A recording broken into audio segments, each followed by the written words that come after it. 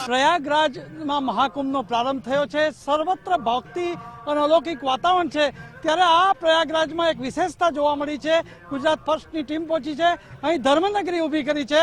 હું કેમેરામેનને કહીશ કે અહીંયા મંદિર પણ છે રાધારમણનું, વેદની યજ્ઞશાળા, વેદોક્ત મંત્રોચ્ચાર સાથે યજ્ઞ અતિરુદ્ર ચાલી રહ્યો છે। શંકર ભગવાનનું મંદિર છે, શાલિગ્રામ મહારાજ જે કહી શકાય એ પણ છે। આ તમામ જોઈ શકાય કે આ બધા જ મંદિરો ના લોકો ભાવિકો અહીં જે કુંભમાં આવી રહ્યા છે, દર્શન કરી રહ્યા છે। સૌથી મહત્વની વાત છે કે ધર્મનગરી એક વાતાવરણ એવું ખડું કરે છે કે અહીંયા તમામ દેવી દેવતાઓના મંદિરો છે, ઉપરાંત અતિરુદ્ર મહાયજ્ઞ પણ ચાલી રહ્યો છે। ભૂદેવો એમાં વેદ મંત્રોચ્ચાર સાથે આહુતિ આપી રહ્યા છે।